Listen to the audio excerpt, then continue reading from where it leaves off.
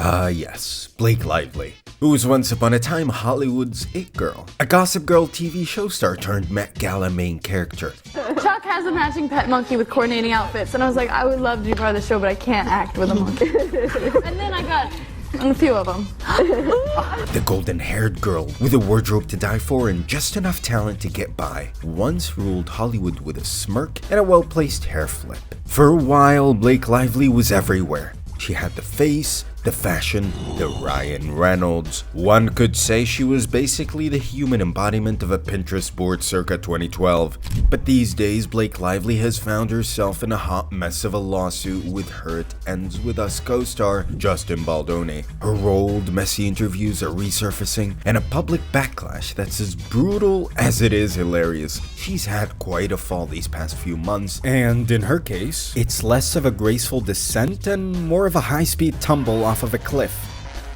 Now, it might seem like a lifetime ago when the Sisterhood of the Traveling Pants came out in 2005, but this is the movie that helped Blake Lively's career take off. This movie wasn't exactly blockbuster material, but became a cult classic about friendship, personal growth, and a pair of iconic jeans. In those early days, Blake wasn't exactly the polished paparazzi-proof star we know today. She was an ambitious newcomer, hustling through low-budget sets and indie flicks. She had a unique charm and an effortless style which caught the eye of the industry, but fast forward a few years, she landed her breakout role on the global phenomenon TV show Gossip Girl, which turned her into Hollywood royalty and paved the way for all the other opportunities she got along her journey. She was attending her Met Galas, hanging out with her famous friends like Taylor Swift, and had her Deadpool Hollywood star husband by her side. But she blew it all up in flames with her latest movie, It Ends With Us. I guess she should have just stuck to her Met Gala outfits and online jokes with her husband Ryan Reynolds.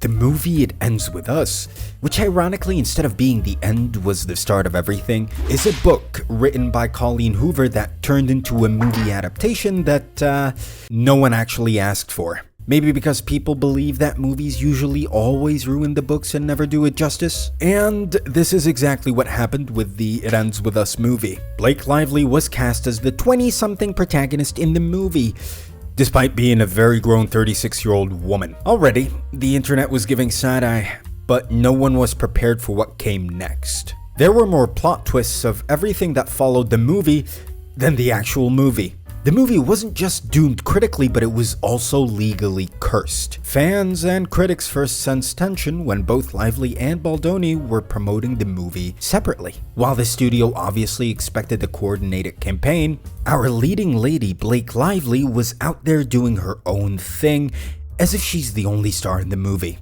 Separate interviews started popping up, each with its own brand of awkward self-promotion and not-so-subtle digs at her co-star, Justin Baldoni. Blake Lively and the co-stars also unfollowed Justin on Instagram, which in this digital age is an official way of throwing shade. People were still confused about what actually went wrong. Reports surfaced that Blake was working as both lead actress and a self-proclaimed executive producer, as she was making creative decisions that left Baldoni, who was the actual director, out of crucial discussions. Insiders also claim she pushed for script changes that conveniently made her character look better while reducing Baldoni's screen time. But that's not all. There's claims the diva actually sabotaged his performance by requesting multiple reshoots, reworking key emotional scenes, and even using influence to get a different editor involved. And Hollywood insiders say, this isn't the first time Blake has flexed her power in ways that left her co-stars feeling blindsided.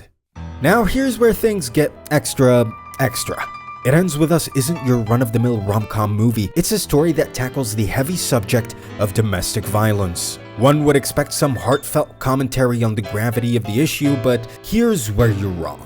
Instead of using this as an opportunity, Miss Blake decided to have her ultimate Barbie moment. She urged everyone to grab their florals before heading out to the theater as if she's in the Barbie movie telling everyone to wear pink. Her reasoning behind the florals? Well, according to Blake, in the movie she's not just an actress, she's a florist. "We understand that Lily is a florist," another fan tweeted, "but her story is so much more than flowers. It's about resilience and breaking the cycle of abuse." But Blake Lively doesn't stop there. During the film's promo tour, she was seen promoting something. One would assume she was finally focusing on the movie's deep message, but nope. Sis was out pushing her new hair care line like it was the main event. And let's just say the internet was not letting this slide. Viewers went full FBI mode, calling her out for using the film as a glorified hairspray commercial instead of addressing the heavy topic of domestic violence. Read the room, Blake. To make matters worse, the internet took one look at her hair and said, "Girl, your own products aren't even working for you." The verdict? Dry, fried, and looking like it just lost a fight with a hot tool. Yikes. The secondhand embarrassment to her tone-deaf approach was insane. This surreal disconnect left fans scratching their heads and social media buzzing with memes.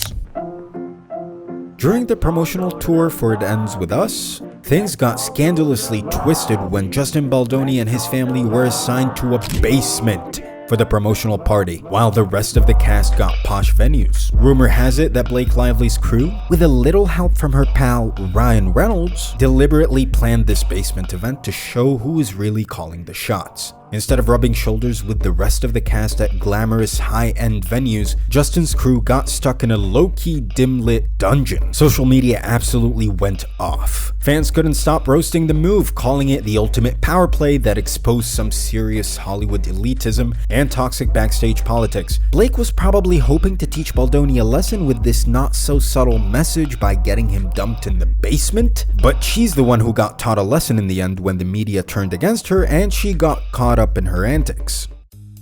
And just when you thought things couldn't escalate any further and the movie backlash was the end of it all, that's when old interviews began resurfacing. These ultimate receipts of Blake always being a mean girl. Clips of Blake making offhand, cringeworthy remarks started circulating online. An old interview resurfaced where she was being rude to the interviewer who asked Blake whether she was pregnant. Blake replied fast, "First of all, congrats on your bump." Congrats on your little bump. What about my bump? which felt like a mock as the interviewer was obviously not pregnant. Why people found this disrespectful is because Blake had already announced it prior to the interview, but seemed to be annoyed at the interviewer for bringing it up. According to people, this was giving mean girl energy.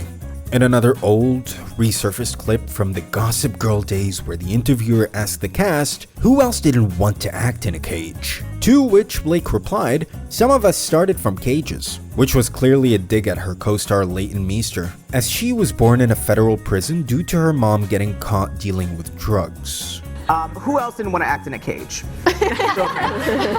Well, some of them require a started. cage. Yeah. Each offhand remark and subtle jab painted a picture of an actress who was never shy about throwing verbal daggers. These interviews were like vintage receipts of a reputation slowly burning away.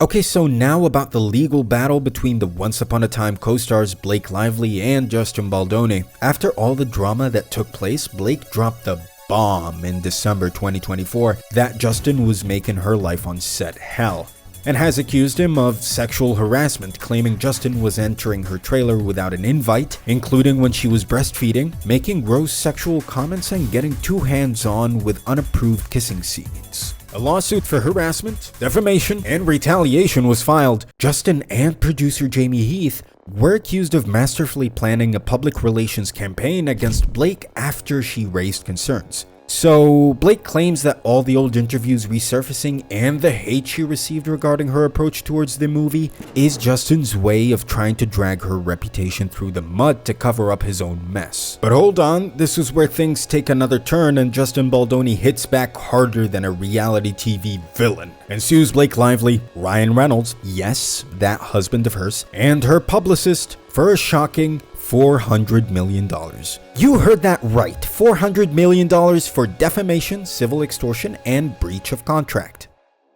And just when you thought things couldn't get crazier, Lively's request for an enhanced protective order was challenged by Baldoni's team, who accused her of attempting to conceal evidence to protect her tarnished image.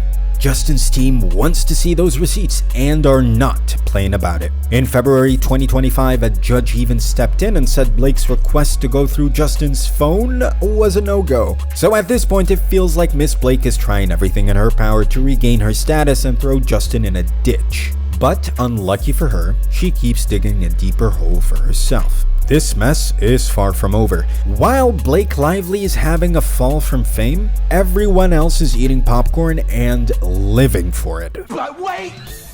There's more! Oh, you thought this was just a Blake versus Justin feud? Think again, because somehow Taylor Swift got dragged into this legal nightmare too. According to Justin's countersuit, Blake allegedly pulled a power move using Taylor's song, My Tears Ricochet, as a bargaining chip, hinting that she'd pull it from the film if she didn't get her way. And surprise, surprise, Blake's version of the movie won, and Taylor's song made it into the trailer and the key scene.